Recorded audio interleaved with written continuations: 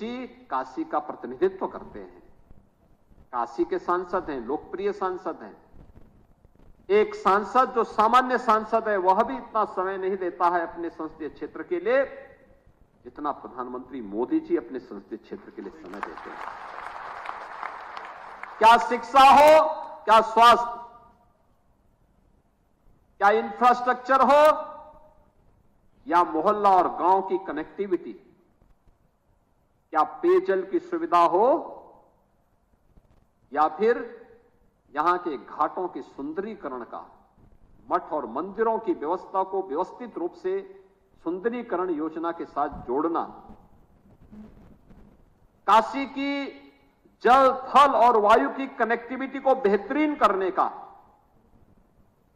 यहां की आध्यात्मिक और सांस्कृतिक पहचान को बनाए रखते हुए एक नए कलेवर और एक नई काया के साथ काशी को वैश्विक मंच पर प्रस्तुत कर देना, यह काम प्रधानमंत्री मोदी जी के नेतृत्व में 10 वर्षों में हमने बदलती हुई काशी को देखा है। हमने इन 10 वर्षों में बदलते हुए उत्तर प्रदेश को और बदलते हुए भारत को देखा है, और दुनिया के अंदर भारत की बदलती हुई इस नई प्रतिष्ठा के सामने आज भारत की अपनी स्वयं की यशस्वी लीडरशिप में जिस रूप में भारत आज आगे बढ़ रहा है, यह भी हम सब ने देखा है, महसूस किया है। और उन स्थितियों में हम आज अनंत चतुर्दशी के दिन, भगवान विश्वकर्मा की इस पावन जयंती के दिन, देव शिल्पी की पावन जयंती के दिन, नए भारत के शिल्पी के जन्मदिन के साथ यहां जुड़ रहे हैं। तो स्वाभाविक रूप से मोदी जी ने देश को बहुत कुछ विजन दिया है। डिजिटल इंडिया उनमें से एक है, और डिजिटल इंडिया के क्रम में आज आपने देखा होगा कि यहां पर आज हमने एक और जहां विद्या शक्ति कार्यक्रम IIT चेन्नई के साथ मिलकर के काशी के पहली, दूसरी, तीसरी क्लास के बच्चों के लिए एक नया अभिनव प्रयास यहां प्रारंभ किया गया है। वहीं यहां के सभी विद्यालयों में स्मार्ट क्लास का शुभारंभ भी आज प्रधानमंत्री मोदी जी के पावन जन्मदिन पर हो रहा है। शिक्षा प्राथमिकता है। सभ्य, सुशिष्ट, सुसंस्कृत और समर्थ समाज की आधारशिला है, और स्मार्ट क्लास के साथ हमारी नवीन पीढ़ी भी जुड़ सके, टेक्नोलॉजी के साथ जुड़ सके। डीबीटी के माध्यम ने देश के अंदर और दुनिया के अंदर एक नई क्रांति लाई है। तमाम प्रकार की योजनाओं के माध्यम से मोदी जी ने आज के युवाओं के जीवन में एक नया परिवर्तन लाया है। उनकी आकांक्षाओं को उड़ान के लिए नए पंख दिए हैं। उन स्थितियों में हम सब आज इस योजना के साथ जुड़ रहे हैं। तो साथ ही साथ यहां पे पीएम विश्वकर्मा की योजना, मेरा मानना है राष्ट्रपिता महात्मा गांधी की ग्राम स्वराज की परिकल्पना को साकार करता हुआ हमारे गांव कभी प्रतंत्र नहीं रहे। शासन सत्ता पर इसकी निर्भरता न्यूनतम थी या ना के बराबर थी।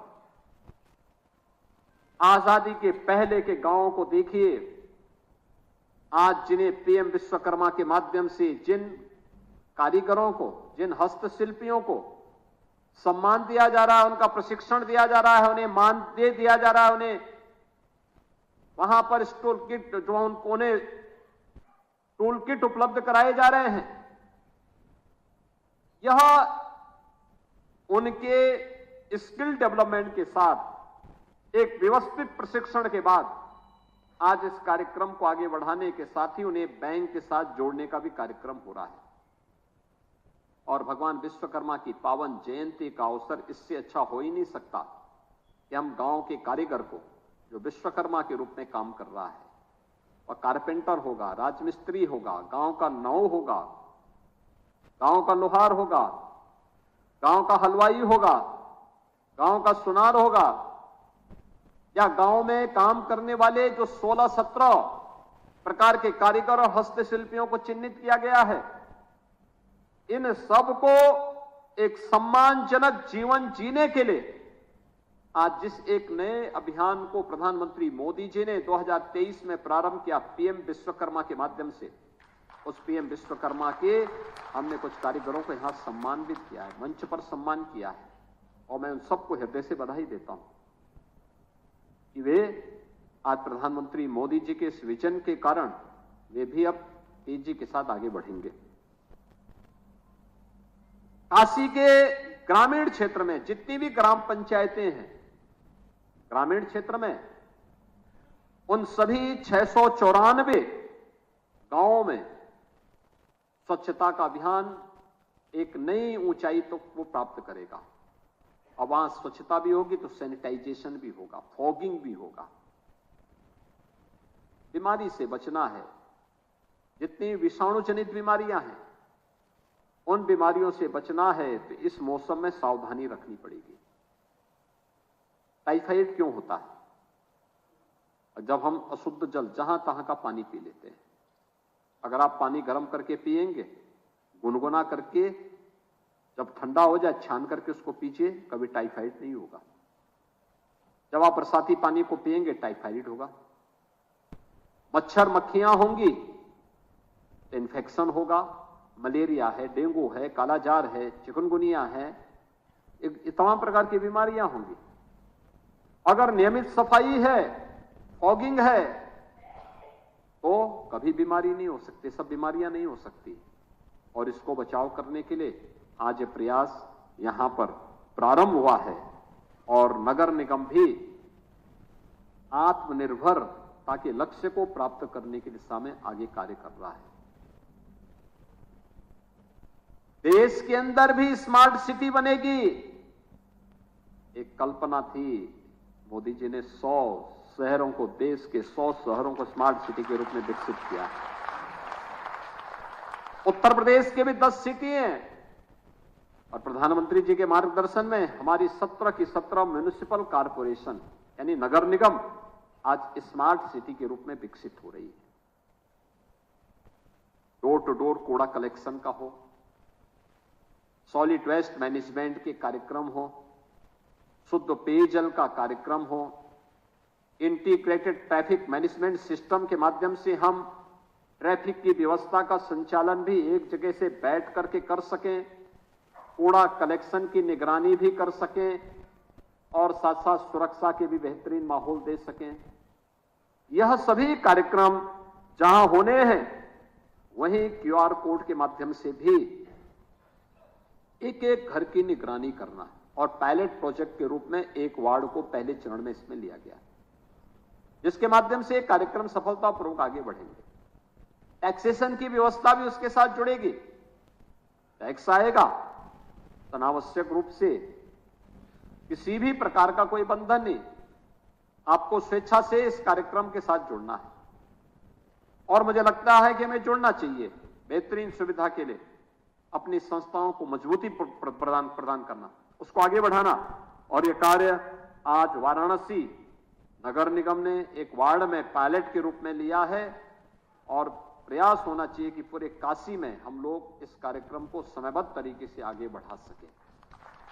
काशी नगर निगम कई मायनों में देश के लिए एक रोल मॉडल है, लेकिन हमें फिर भी इसको और मजबूती के साथ आगे ले जाना है, एक गति देनी है इसमें। और उस गति को देने के लिए आज यहां पे टेक्नोलॉजी का बेहतरीन उपयोग किया जा रहा है। स्वच्छता के लक्ष्य को प्राप्त भी करना है, लेकिन साथ साथ जो लोग काम कर रहे हैं, जो इस अभियान के साथ जुड़े हुए हैं, उनको समय पे मानदेय मिल सके, समय से उस प्रकार के इक्विपमेंट प्राप्त हो सके, समय पे हर प्रकार की सुविधाओं से संपन्न किया जा सके। जो निर्धारित टैक्स जिस व्यक्ति को जिस कार्य के लिए देना है, अपने क्यूआर कोड के माध्यम से उसे उपलब्ध करा सके। ऑनलाइन पोर्टल से दुकानों का किराया, जो लगभग 2200 दुकानें नगर निगम की हैं, इन दुकानों का किराया समय पे मिल सके, इसका भी एक पोर्टल विकसित हो रहा है। एक सिस्टम क्रिएट टेक्नोलॉजी के माध्यम से कोई आपके दुकान में ना आने पाए, अनावश्यक रूप से किसी को आने जाने की नौबत ना आने पाए, इन सभी चीजों के साथ आगे कार्य करना। और नगर निगम एक और कार्यक्रम का शुभारंभ भी कर रहा है, वृक्षारोपण के लिए कुछ सिटी फॉरेस्ट की व्यवस्था या बाकी फॉरेस्ट के रूप में, इसकी चर्चा अक्सर अपने मन की बात में प्रधानमंत्री मोदी जी करते हैं। उस कार्यक्रम को भी आगे बढ़ाने के लिए एक निश्चित संख्या में वृक्ष लगाने के कार्यक्रम को भी यहां पर आगे बढ़ाने का कार्य हुआ है और नगरीय के साथ साथ ग्रामीण क्षेत्र में भी कुछ कूड़ा कलेक्शन के लिए, स्वच्छता के लिए जो वाहन लगे हुए हैं, उनको भी आज प्रधानमंत्री मोदी जी के जन्मदिन पर यहां पर आज फ्लैग ऑफ किया गया। बहनों और भाइयों, जैसे मैंने आपको बताया, देश के अंदर 100 स्मार्ट सिटी, 500 अमृत योजना के अंतर्गत बुनियादी सुविधाओं से आच्छादित होने वाले नगर निकाय, ये सब तेजी के साथ आगे बढ़ रहे हैं। प्रधानमंत्री मोदी जी के नेतृत्व में भ्रष्टाचार पर प्रहार, ये डिजिटल इंडिया के माध्यम से, डीबीटी के माध्यम से हर लाभार्थी के खाते में पैसा जाने के क्रम में आज ये देखने को मिला है। और साथ ही साथ हमने ये भी देखा है कि एक पेड़ मां के नाम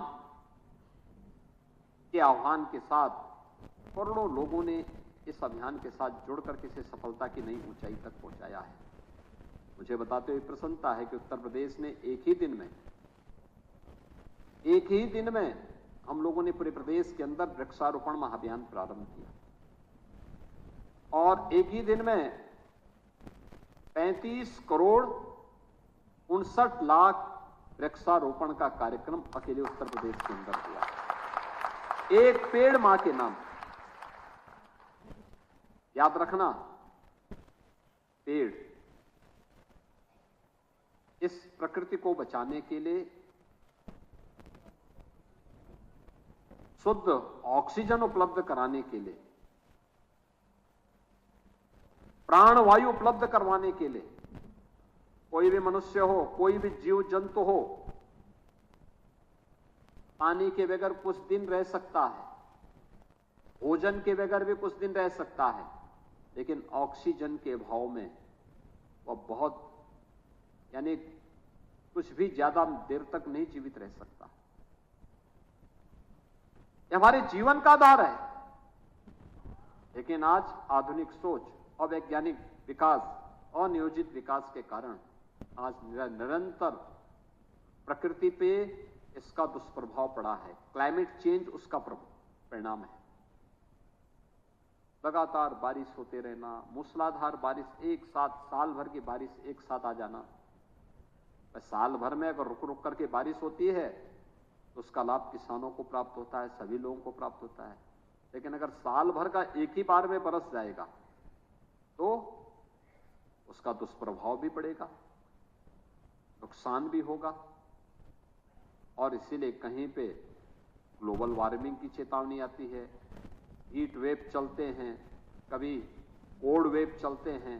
लोग उस दुष्प्रभाव से हमेशा सशंकित रहते हैं। इससे बचाव के लिए, पर्यावरण को बचाने के लिए क्या कुछ हो सकता है? इसके लिए अधिक से अधिक वृक्षारोपण लगाना, प्लास्टिक से मुक्ति पाना, यह कार्यक्रम का हिस्सा हो सकता है।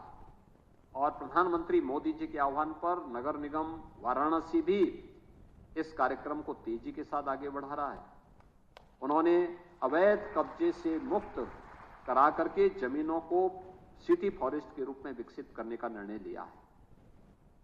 कल मैंने भी कहा है प्रशासन से, विकास प्राधिकरण से भी और सिंचाई विभाग से भी, वरुणा नदी के दोनों तटों पर आने जाने के लिए एक ग्रीन फील्ड रोड देने, नदी के अंदर जब पानी कम होगा जगह जगह चेक डैम बनाने, और जब गंगा जी का लेवल ऊपर हो तो वहां पर फाटक बंद हो जाए, यहां का पानी हम लोग रेगुलेटर के माध्यम से उस पार फेंके, पंप के माध्यम से उस पार फेंके, जिससे वरुणा नदी के दोनों तटों पर रहने वाले लोगों को भी वाटर लेवल ऊपर होने पर किसी प्रकार की बाढ़ का खतरा उनके लिए भी नहीं होगा।